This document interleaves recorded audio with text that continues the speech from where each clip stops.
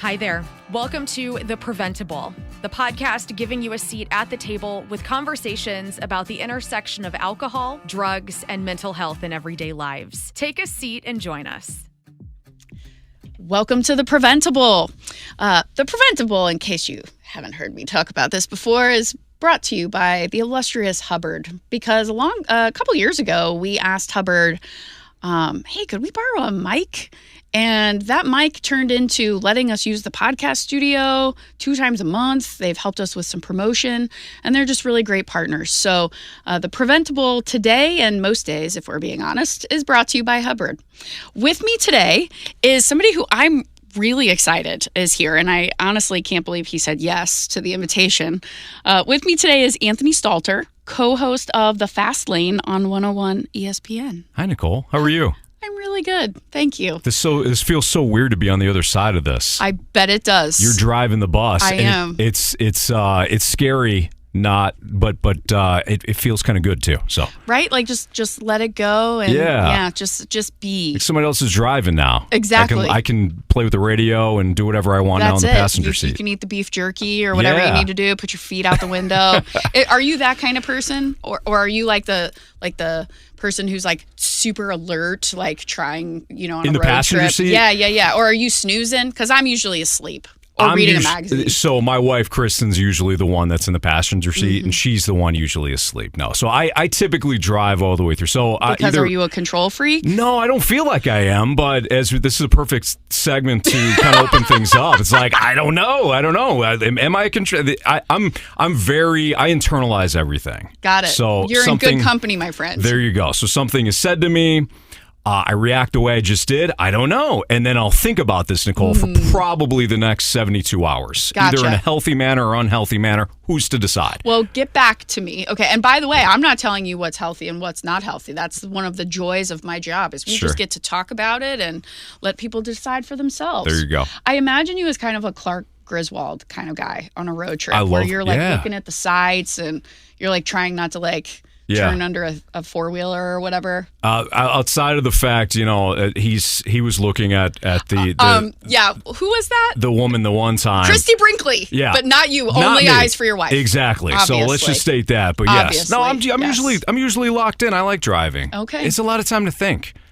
Yes, it is. Are you in charge of the radio usually when you drive? Oh, no. My wife, Kristen's usually, Smart man. She's like, she does it in a way, Nichole, where it's like, do we really want to listen to this right now? And that's usually my cue, like, no, we don't want to listen to the music that I like while I'm driving. I had no desire to listen to that, but by all means, you please control the radio. Yeah, exactly. As the kids are screaming in the back. Exactly. Play Taylor Swift. Yeah. Again. So seriously, thank you so much for being on. And thanks for having me. You have not only been, super great by accepting the invitation, but I feel like, Prevent+Ed and Hubbard have a really great relationship. And you all, many of you, I know we're not supposed to say on-air personalities, but it's hosts or whatever. I mean, several of you from across the stations have really signed on about this medication disposal bag project. Mm-hmm.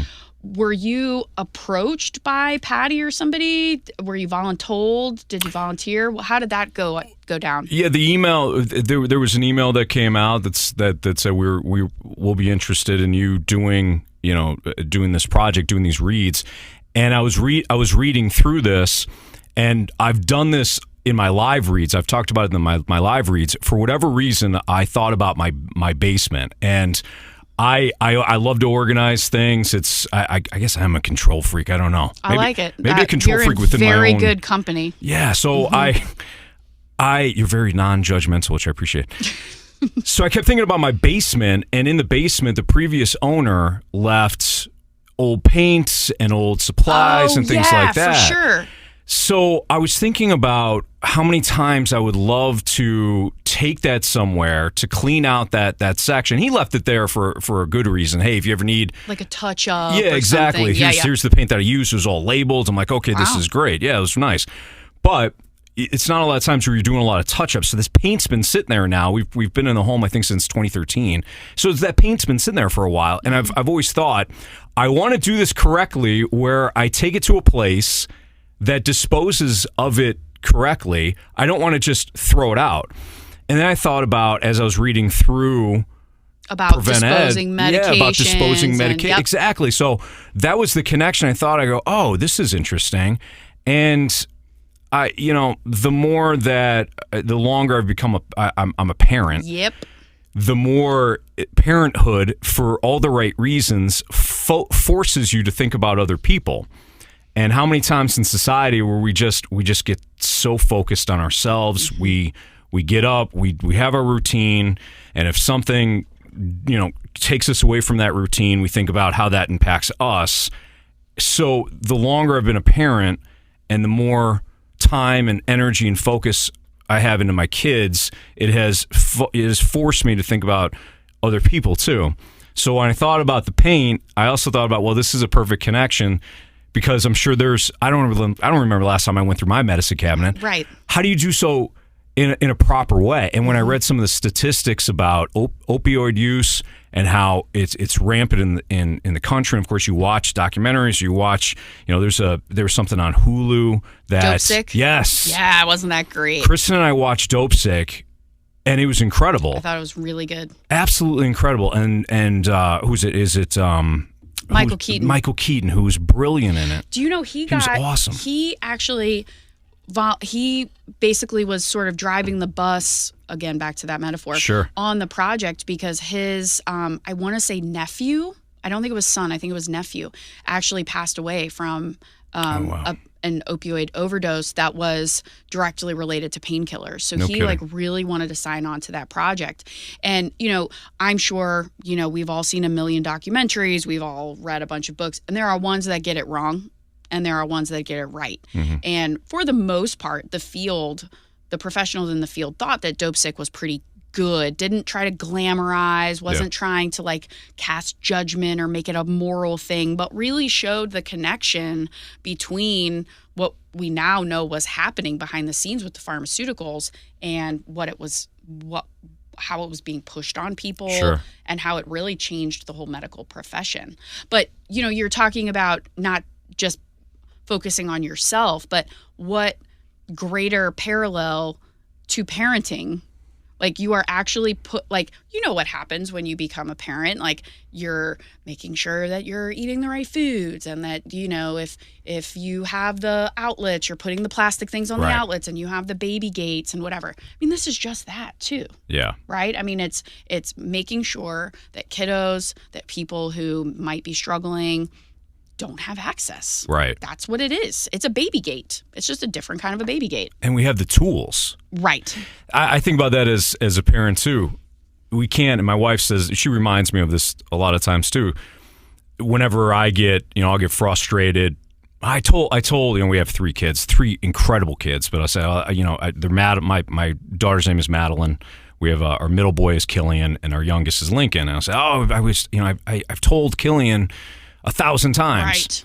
And she always stops me and she goes, okay, you're giving him the tools. You can't expect him to do something that he's never done before and just say, well, this is the way it's done. And it's that repetition.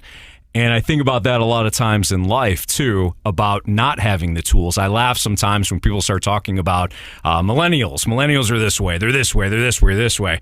And I always think to myself, well, who are their parents? Right. They didn't wake up feeling, I'm just going to be selfish and only think about myself now. I saw a comedian talking about how they don't know how to balance a checkbook. They don't know this. They don't know that. And I think, well, somebody had to not teach them that.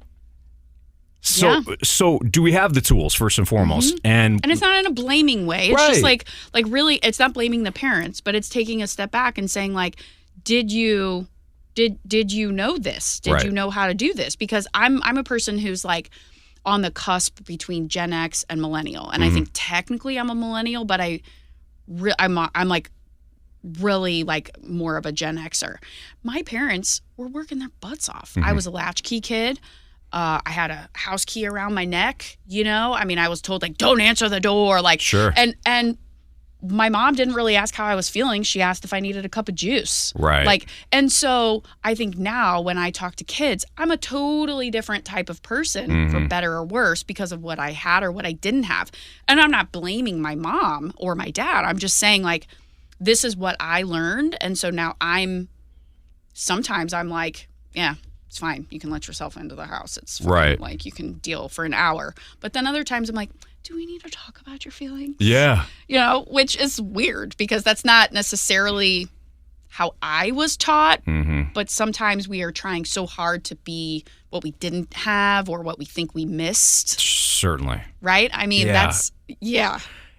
It takes a while too. It takes a long time to take a step back and realize I'm this way. And a lot of therapy, my friend. Yeah, sure. And therapy. I recommend therapy for everybody. Oh, no kidding. Everybody. No kidding. Because it will unlock things in you that you're like, no, that's not me. That's not me. Right, exactly. Oh my God, that's me. And you kind of unravel it. Well, how far does this go back? And a lot of times it is childhood.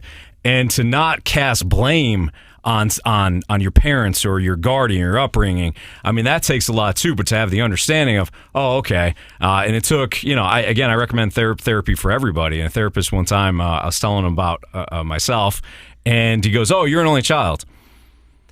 I'm like, how did you know that? Mm-hmm. But we're all kind of programmed a certain way. Mm-hmm. And then my mind goes, okay, well, how did you know that? What else do you know? Right, exactly. And he was breaking down first child, second child, third child, birth order thing is nuts, isn't it? It's incredible. And then you start to think, well, yeah, that's so and so, that's so and so, that's so and so. But getting back to your question, Nichole, about okay, well, why? I just think that why can't we help people more? Mm-hmm. I don't know what you do, but if I pretend that I do, well, I'm not learning anything. Correct. You can't teach me anything. I'm not open to it. And I think that goes for you and it goes for anybody that's listening. So, the person that says, I know that, I try to tell my daughter this, Madeline, who's 6. She's 6 going on 36. Oh, of course, yes. And she'll say, yes, exactly. There you go. So yep. she's I know that. I'm like, okay, you know that.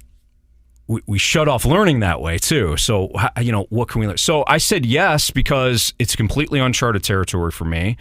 I don't know about opioid use. I don't know about how that impacts people. But we all go through trauma. We all go through pain. And if we can't open ourselves up to that, well, then what are we doing? I mean, that's what connects human beings. Well, and you talk about having the tools, right? Mm-hmm. So whether that's a counselor, if you have the ability to do that, it's the bags, the medication disposal bags. Right. It's also the platform. So a tool that you have is the platform. Sure. And I've talked to Learn before about, how does she decide what to use her platform for? Mm-hmm. And I think that must be challenging for you, too, to think about, okay, I have all these listeners. I have people who, I'm here to talk about sports. Yeah. But I'm also a human being. I'm a dad. I'm a husband. I'm a son. I'm an only.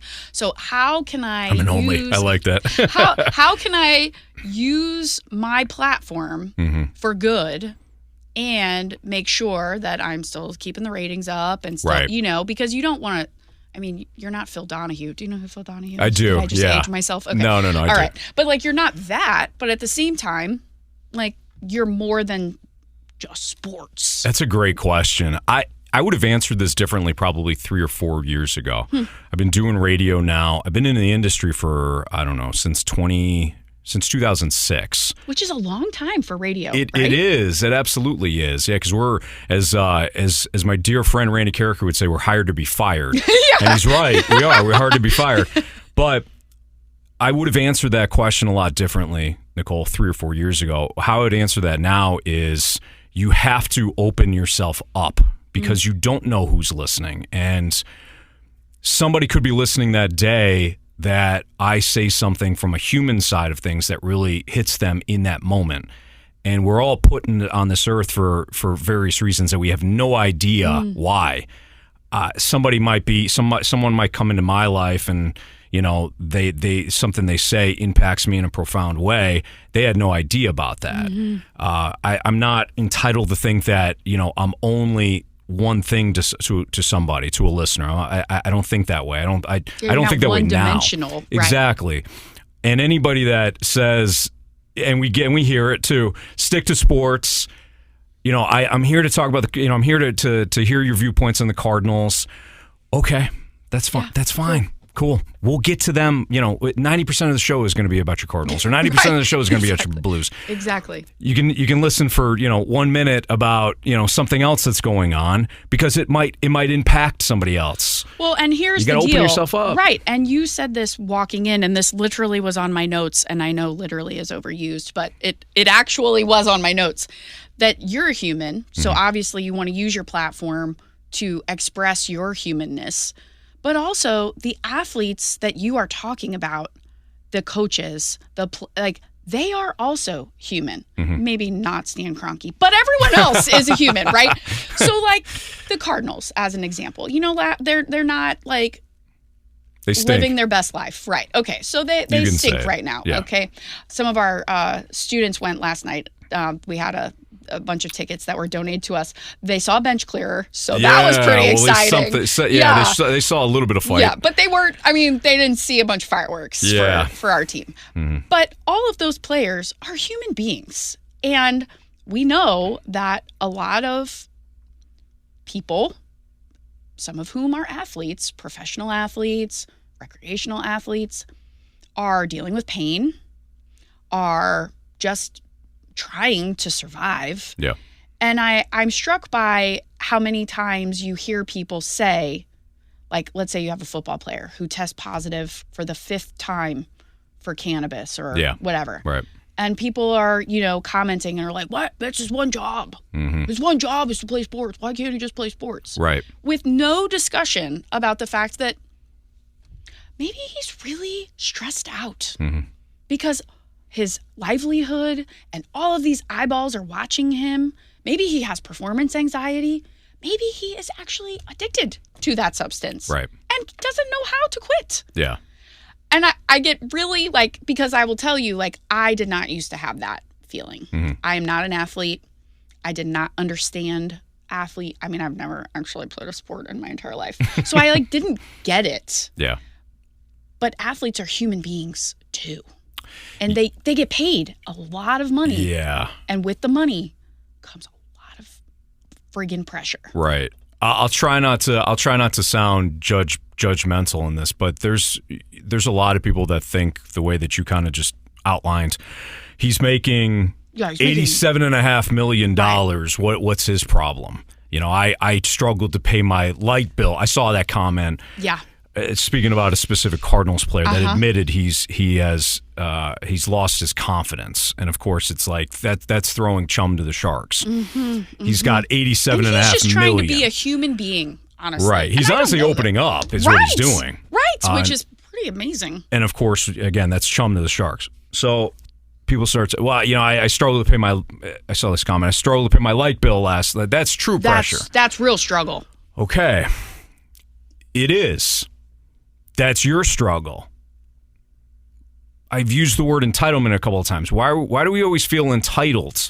My problems are the only problems that matter. And it's like a problem Olympics. Right. My problems are bigger than your problem, and your problem's not as much as mine. It's not money. If money made you happy, then that athlete wouldn't be talking about his struggles. If love and only love made everybody happy, those people wouldn't have pain. We all struggle with something, and to think about an athlete and only say the amount of money he's making, that should cover everything. No, he's a human being, and human beings are flawed, and human beings make bad decisions, and human beings they think about things and they struggle with being judged, or if it's a performance thing. These guys are performing. I don't care what sport it is, it's a performance. That's right. I listened to Rafe, who's on this podcast. Rafe dove into his background. Yep. Rafe is performing. That's right.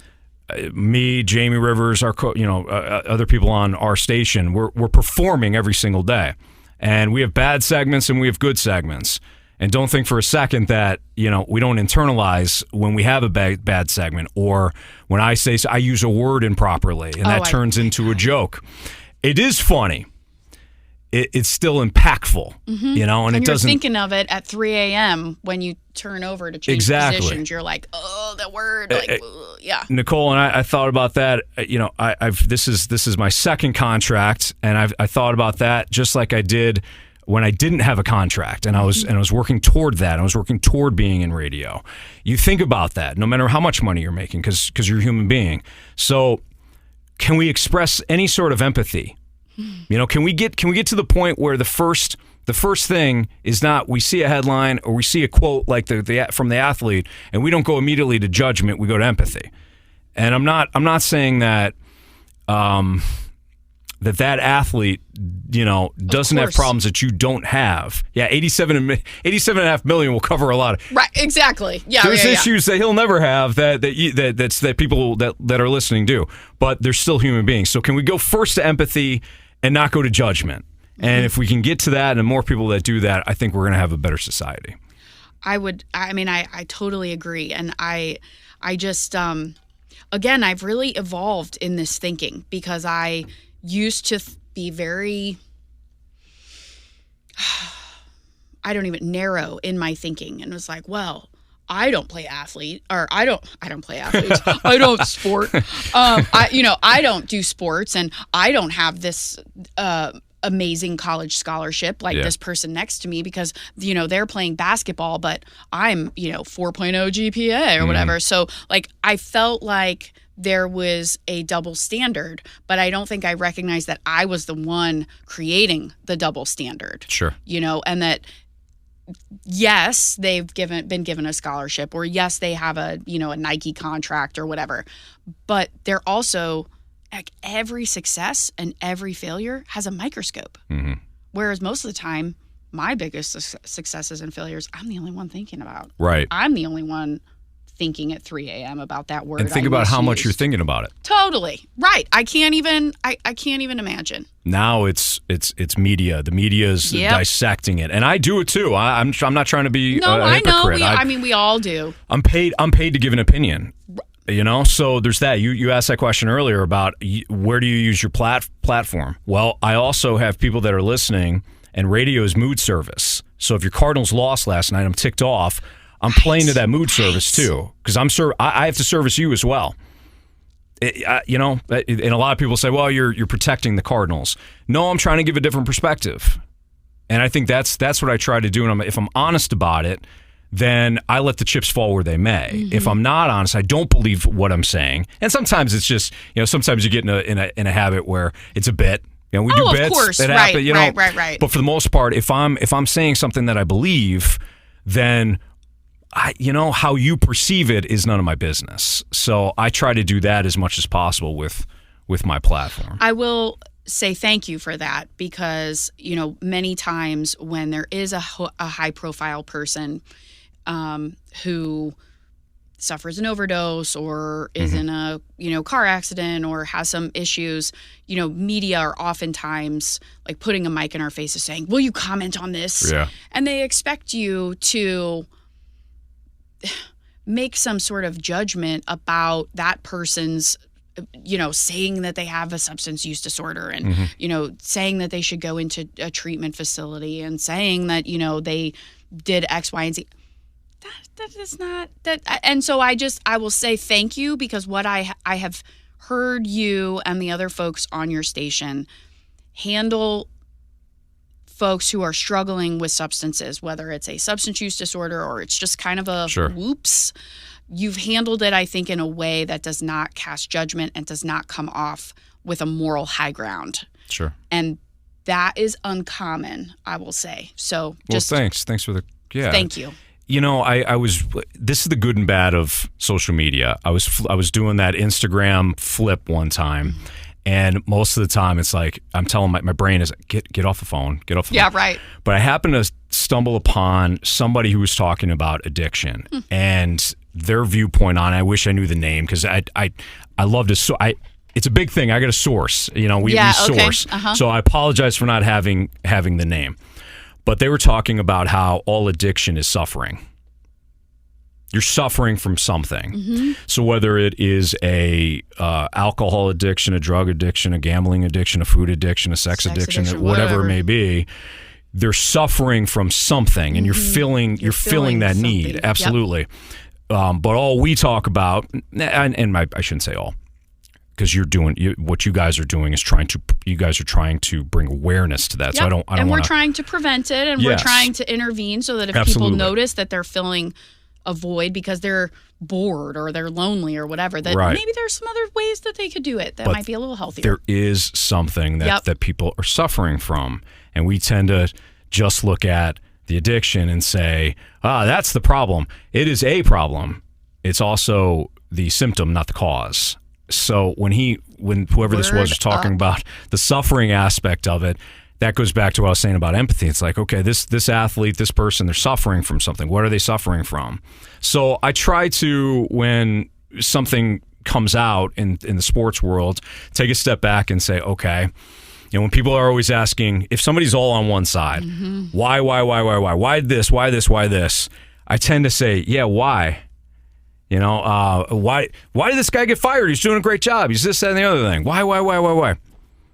Yeah, why did he get fired? There's always a backstory to it, and I think that also applies. A backstory. Yeah, to mental health stuff.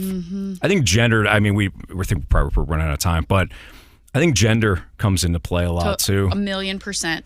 I mean, it is. We've talked on this podcast with several construction industry folks and talked about this whole concept of machismo and how it's very difficult for men, especially tough men, to be emotionally vulnerable. I also know that, once you've been playing a sport for a really long time, that's where you get your dopamine. Yeah. And we've talked about life after sport before. Like, what happens when you can't do that anymore? Or I've you're seen hurt? The positive and negative of that. Yeah. Right? Like, there's so much. I mean, this time has flown by, and I was thinking the other day, what are we going to talk about? And there's so much intersection between mental health, substance use disorders, and athletics and humanness, because yes, the person is an athlete. They're, as we've said a million times here already, they're also just a human being. Yeah. They're a mom, they're a dad, they're a brother, they're a sister, they're somebody's kid. That's what's at the root of it. A lot of these guys happen, so Jamie Rivers, Kerry Davis are two of the athletes that we're not talking about guys that made $87.5 million. Right. We always, they all make millions. They don't. Kerry and Jamie always fought every single year to be on the roster, and they had very good careers. Jamie was a part of a Stanley Cup championship in Detroit. Kerry was a part of the Pittsburgh Steelers championship in 2008, I believe. They both told me on separate occasions, not on air, that it takes them 30 to 40 minutes to get out of bed. Yeah. Oh, because of the yes. And I don't mean just to get out of bed. No. I mean to get going you're talking about knee body. Yes. Oof. Knee issues, shoulder issues. Kerry couldn't remember how many surgeries he had. And then the concussions and all of that. I mean, this is a tough. Hey, win for my team. Then I'm going to forget about you. Okay? Right. So I guess it all comes back to, why do something like this? To help out. To help. Well, I could honestly keep talking to you. I am so appreciative for you doing the medication disposal spots. It's just been a real game changer to draw attention to the fact that we have these tools available. And really thank you for using your platform, your mic, to draw attention to these things and to really, yes, talk about the sports, but also talk about the people behind the sports. Yeah, absolutely. Well, Nichole, thanks for having me. And I'd love to come back on, too, because that did fly by. That was fantastic. Awesome. That was fun. Thank you. Thank you. If you enjoyed what you heard today, please consider rating, reviewing, and subscribing to The PrevenTable. Thanks again, Anthony. Thanks for joining us at The PrevenTable, brought to you ad-free by Prevent+Ed. Prevent+Ed works to reduce or prevent the harms of alcohol and other drug use through education, intervention, and advocacy. Please visit their website at PreventEd.org. Like what you heard? Rate, review, and subscribe to stay up to date with what we are serving on The PrevenTable.